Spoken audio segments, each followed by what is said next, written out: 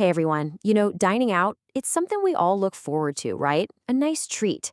But what if I told you that for millions of people, it's actually packed with a hidden layer of stress? Well, today we're going to tackle that problem head on. We're going to transform that challenge into an experience of total confidence and honestly, pure enjoyment. Okay, so picture this with me. You're sitting in a fantastic restaurant. The lighting is just right. The smell of amazing food is in the air. Everything is perfect. And then, bam, a wave of anxiety just washes over you. What do you think the trigger is? What could possibly be causing that stress? Yep, you got it. It's the menu.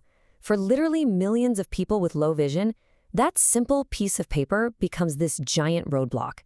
And that one moment of frustration, man, it can totally overshadow the whole night. And it's so much more than just squinting at small print. The real challenge is this perfect storm of the environment, the menu's design, and even the social pressure you feel. So let's really dig in and break down why menus can be so ridiculously tough to deal with. I mean, look at this. It really is a perfect storm, isn't it? You've got that classic low contrast text. Think gray letters on a cream background. And oh, the fancy swirly cursive fonts that are impossible to read. Then you layer on that moody, dim lighting that so many restaurants think is romantic. Throw in some distracting background patterns on the paper, and the pressure of a server standing there waiting. It's just one accessibility hurdle after another. So what do?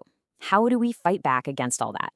Well, the secret? It's all in the preparation. The solution actually begins way before you even think about leaving the house.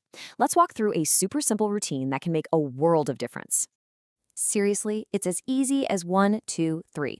Step 1 is just hopping online and looking up the menu on the restaurant's website.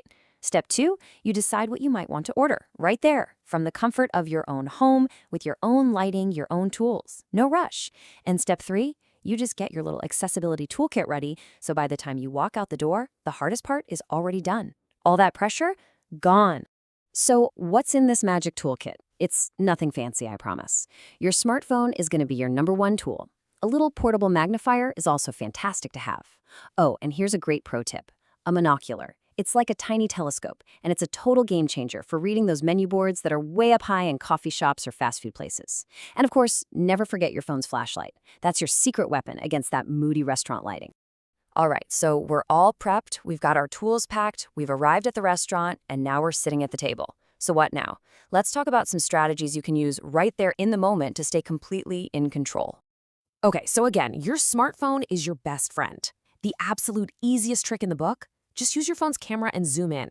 Most phones also have a built-in magnifier accessibility feature, and you can even invert the colors to get way better contrast. The big pro is that it's instant, right? The con is your hand might be a little shaky. Now, if you want a more high-tech solution, there are menu reader apps. They use something called OCR, which stands for optical character recognition, to scan the text and read it out loud to you. It's incredibly powerful, but, it can sometimes get a little confused by really complicated, artsy layouts. The most important thing is just knowing you have these options in your back pocket. And this next point is so, so important. All of these tools are designed to give you independence, but independence does not mean isolation. It is absolutely okay to ask for what you need.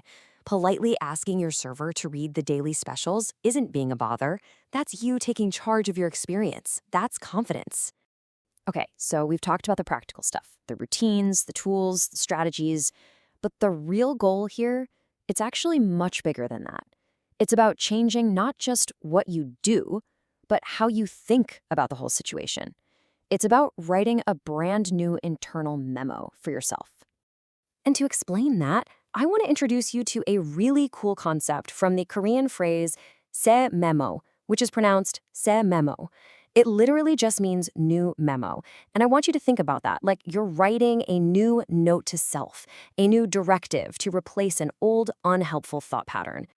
So this is your new memo. Maybe your old automatic memo said something like, ugh, this is going to be stressful and embarrassing.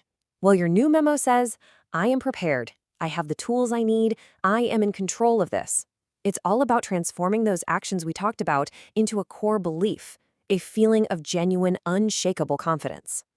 And you know what? This idea is so much bigger than just restaurants. This mindset of preparing, equipping yourself, and consciously writing a new memo, you can apply this almost anywhere in your life. So I'll leave you with a question to think about. What other challenge, big or small, could you conquer if you just wrote yourself a new memo?